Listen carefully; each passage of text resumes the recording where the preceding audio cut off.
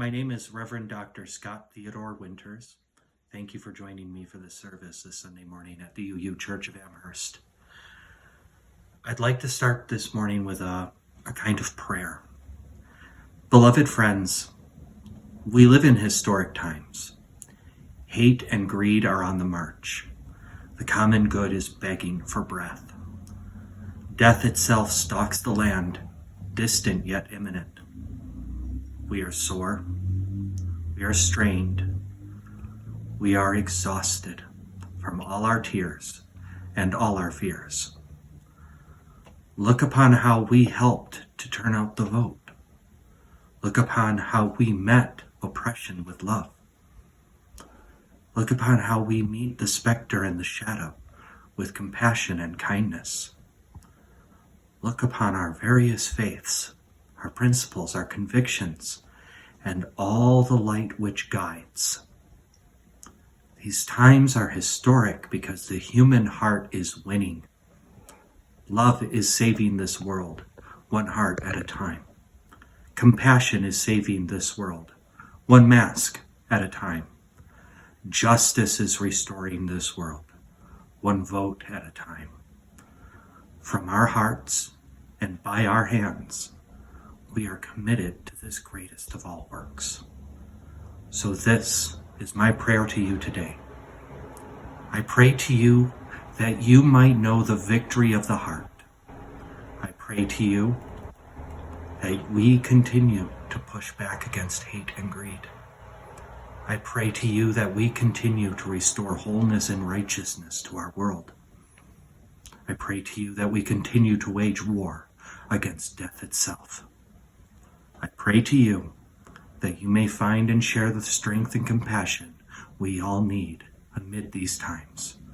For the common good we pray that we choose to make it so.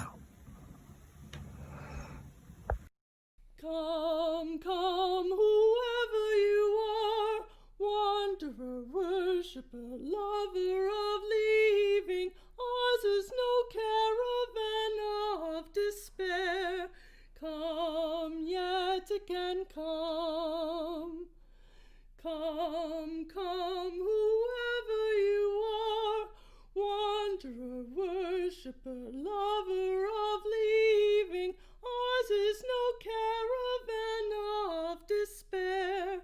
Come yet again, come. And now let us light our chalice. We gather this hour as people of faith, with joys and sorrows, gifts and needs. We light this beacon of hope, sign of our quest for truth and meaning, in celebration of the life we share together.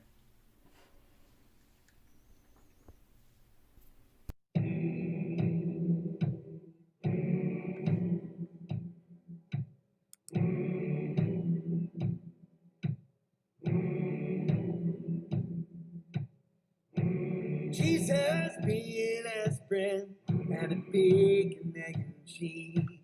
Things I did last night would bring an angel to her knees. No, I'm not a praying man, but I'm begging pretty please. Jesus being as friend and a big mac and cheese.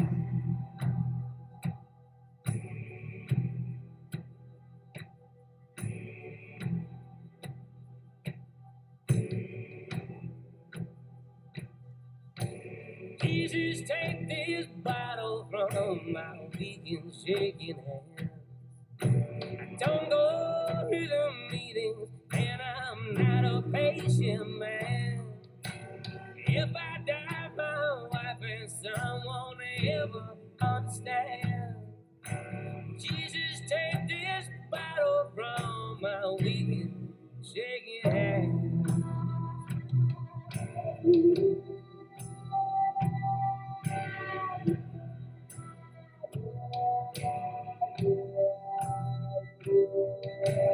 Jesus, give me courage, help me make the bad man pay. Know yourself just what they did to my daddy yesterday. I'll make sure my bullets leave them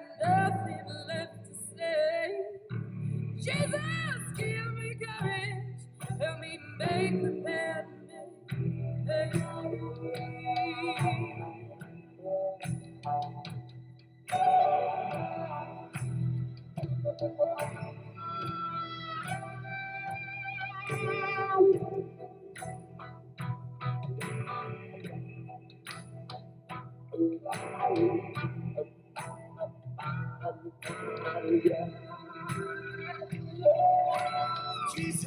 hold us closer, 'cause this world is falling down. Won't you tell your father we miss having him around? It's been so long since we've seen him. Won't you bring him back to town? Jesus, hold us closer, 'cause this world is falling down.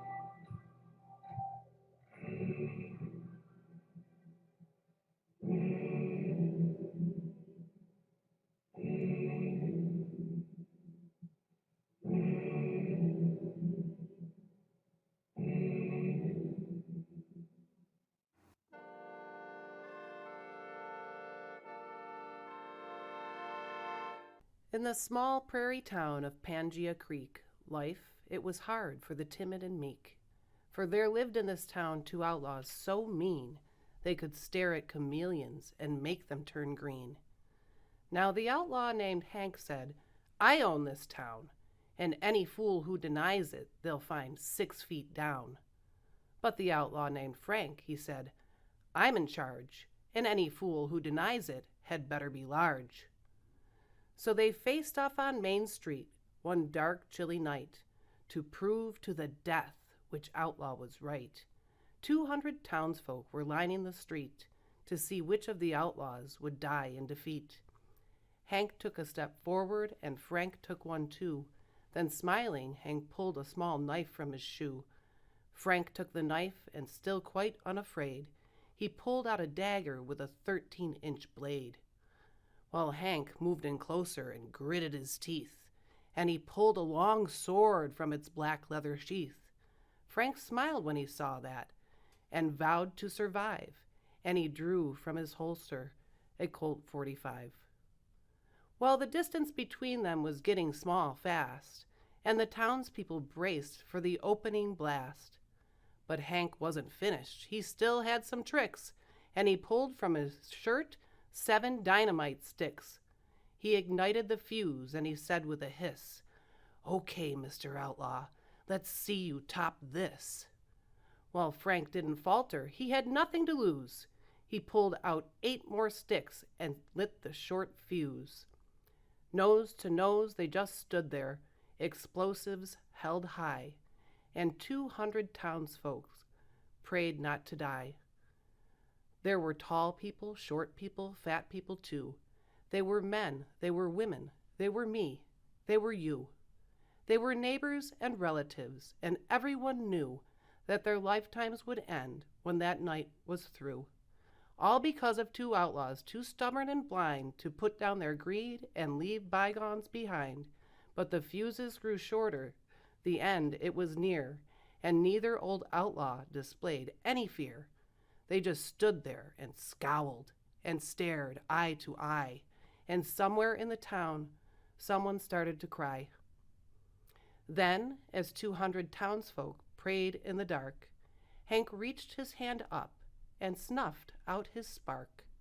He threw all his dynamite down to the ground, and he shouted to everyone standing around.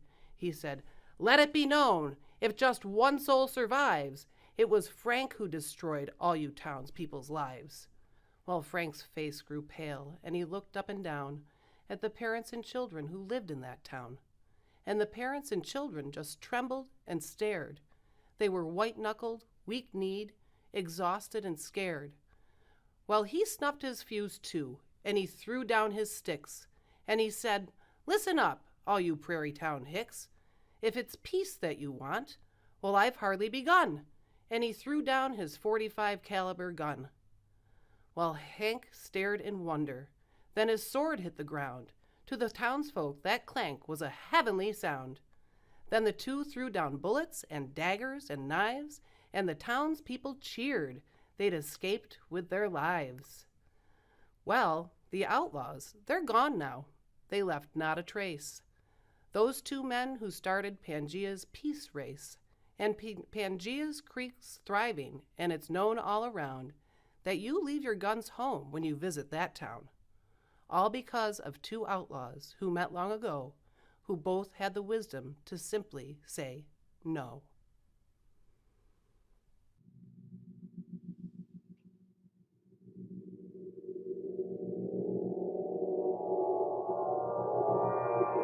Can you show me a good trick?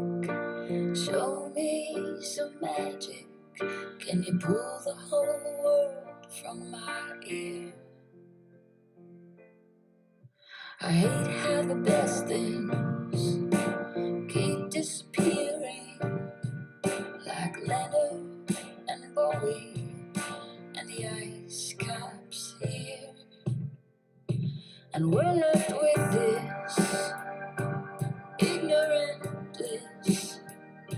When we find a good thing, we can't hold on to it. The golden age, it sure was great. The sun was so pretty, we couldn't look away.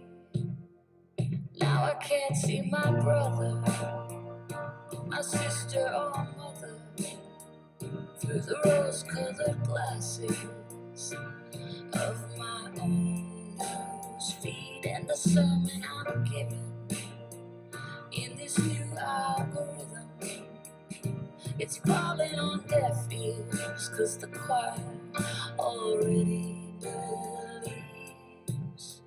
Tell me, where are our heroes? Are they stuck at the wall?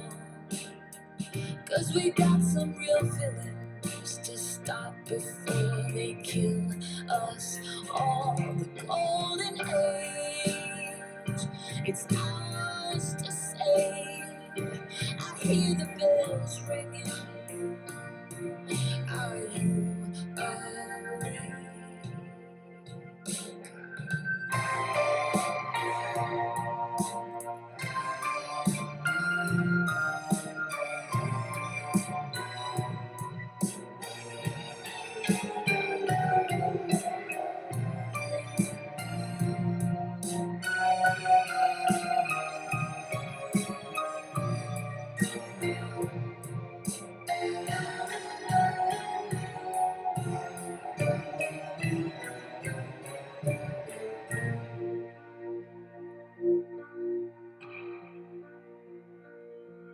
Can you show me your best trick? Your slick brand of magic. Your pen's not a wand to make us disappear. I see what you're doing with the Jews and the Muslims.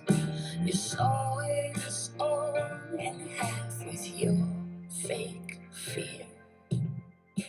My heart's full of love and all kinds of peace, but I think even I could punch a Nazi in the face. The golden age, it goes away when we just stand here with our hands up, begging don't shoot us.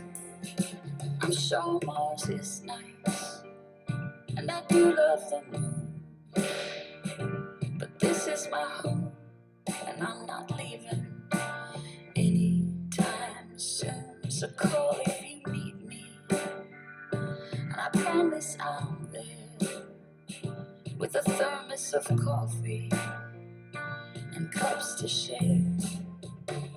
I'll be out on my island until the dawn breaks, hanging out with the night watch, my lamp raised.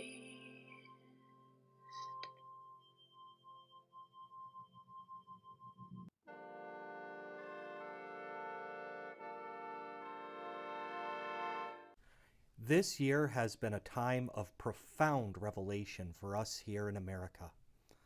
From the failed presidency of Donald J. Trump to the never-ending abuse of power by police and public servants to our personal responses to the COVID-19 pandemic, we are confronted with a single, undeniable truth.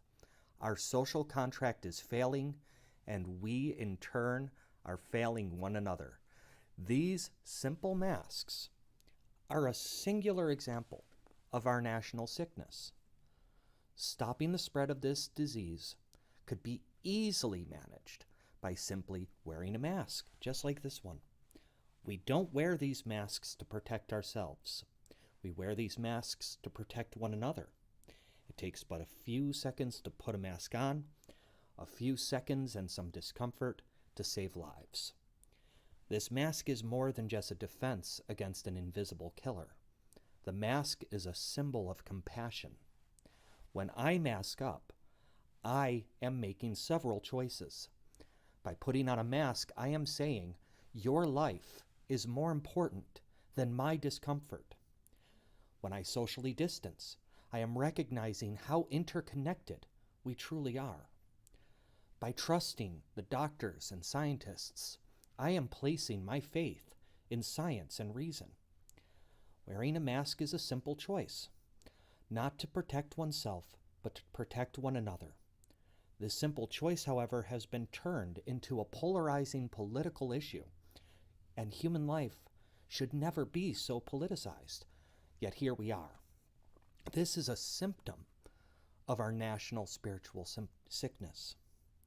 This spiritual sickness is evident across every aspect of American life.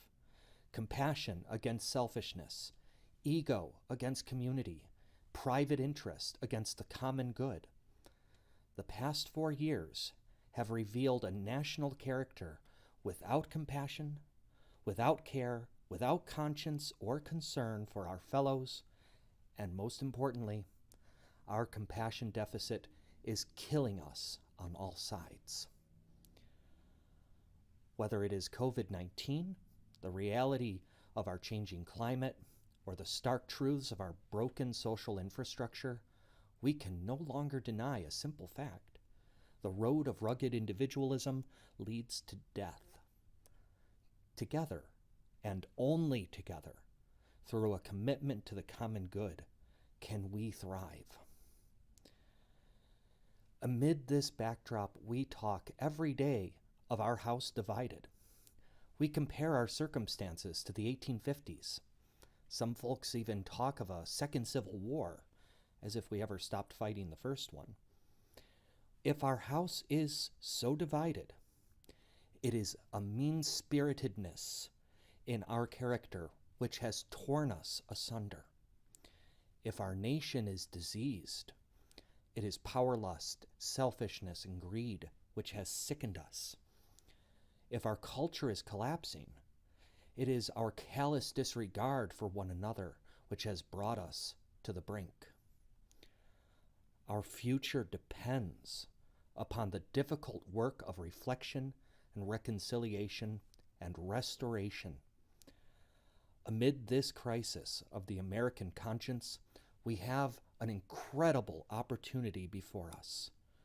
As the days are growing shorter, as the nights are growing longer, as we approach the winter solstice, we can be finally assured of a new dawn just beyond the new year. Now is the time for us to turn inward, to turn towards one another, and reflect upon who we want to be as a people. This question is what we have been struggling with for 2 election seasons now, and we have to get this answer right. do we really want to be a people who disregard science and reason? Do we really want to be a people who place personal comfort over public health? Do we really want to live as islands of rugged individualists, disconnected and disassociated from community? This liminal time between years, between seasons, between leaders, between philosophies and ideologies, offers the very space we need to reflect upon who we are, allowing us to decide who we wish to be, both in our own lives and as an American people. Reflecting upon these times through the lens of our faith as Unitarian Universalists, we can draw some pretty simple conclusions. We can conclude that the recognition of the inherent worth and dignity of each and every person can save us. We can agree on that, right? We can conclude that our works towards realizing equity and fairness and justice will save one another and save ourselves. We can agree on that, right? We can conclude that our worldly salvation exists here, now, in this world, through the profound promise of our connection with one another. We can agree on that too, right? Yeah, these are very simple conclusions. Abstract, distant, some might even say naively optimistic and seemingly unrealistic conclusions. But let's stop to consider what these values might look like as a living practice when we consider the challenge of reconciliation and the struggle for rebuilding an American character. To reconcile one another, to restore our house, our principles can be distilled to one single practice. Choose love. To choose love is to be mindful of each and every person by being mindful of yourself and who you want to be and how you want to live in each and every encounter. That's whether you're on the road and somebody cuts you off. That's whether you're in the grocery store waiting for the checkout line. It's when you feel impatient with somebody standing in front of you. It's in every moment that this mindfulness of who you want to be becomes manifest. To choose love is to embody compassion and care with every thought, every choice, every word, and every deed. To choose love is to support leaders and politicians and policies, both in the voting booth and in the public sector, which serve the common good by addressing greed and strife and struggle and poverty. The greatest challenge in choosing love is to fiercely embrace those whose hearts are hardened by fear and hate. We must meet this challenge mindfully and heartfully, balancing the need to protect and defend the marginalized from evil, while offering an open hand to restore our commonhood. This is the greatest challenge of reconciling with those who think differently, with those who would be an island unto themselves. We must extend an open hand in love, that we might one day again be one. For too long, we have painted the world in the language of us versus them. Too long, we have painted the world in the language of us versus them. Those conservatives, those liberals, those Christians, those atheists. It's this division of us versus them which is an illusion, and this illusion is the source of our division. Our future entirely depends upon a reconciliation that we might realize us, just us, together. Our covenant as Unitarian Universalists commits us to this greatest of works, and the future of our nation, the future of our children's children, entirely depends upon the fulfillment of this promise. The covenant of our faith is not for ourselves alone. Our principles and our promise of beloved community is for the world we share. Let the world know who we are by how we love one another. And let us transform this world, one heart at a time, in the hopes that we might make America kind again.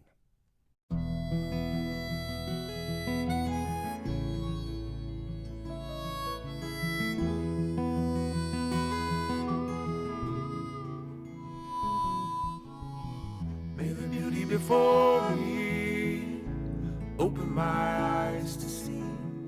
May the beauty above and below me set my soul free. May the beauty inside me wake me up to feel the beauty between you and me is real. And may I be complete within my open circle. May I be willing to see some hope in a broken world. May I be like this tree, standing in the center of my circle. I am solid on the ground, and I know I'm not alone.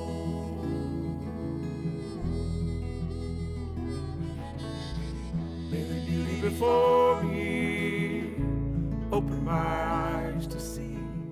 May the beauty above and below me set my soul free.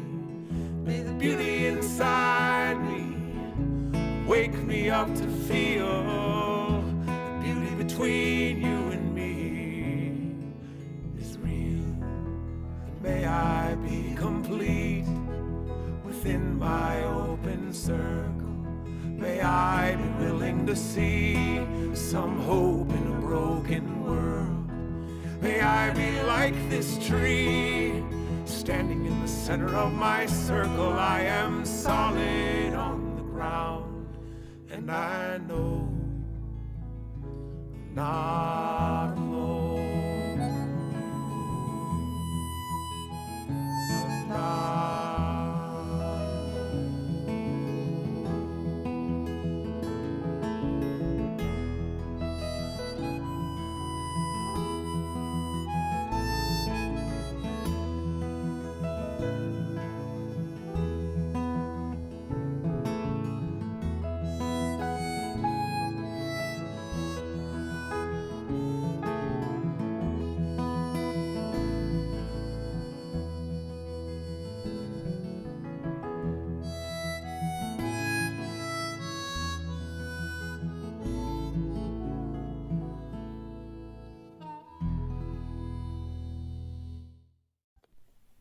And now we will extinguish our chalice. We extinguish his flame, but not the light of truth, the warmth of community, or the fire of commitment. These we carry in our hearts until we are together again.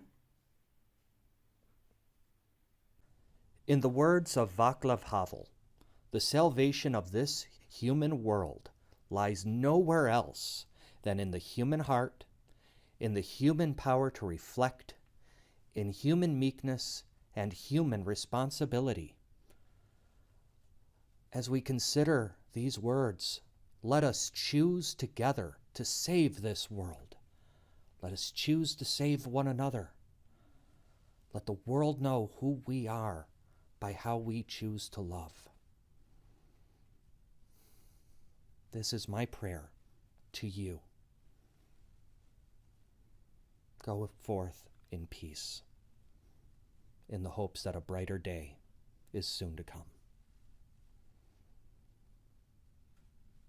Travel light and travel easy, till I see you once again. Travel light and travel easy, and remember I'm your friend. Thank you for joining us in worship today. We hope that it has been a meaningful time for you. If you'd like to know more about the Unitarian Universalist Church of Amherst, or would like to find a way to give to our ministries, please check out our website, uuamherst.org. You can also text your gift to 833-987-1968. We look forward to seeing you again. Rejoice in the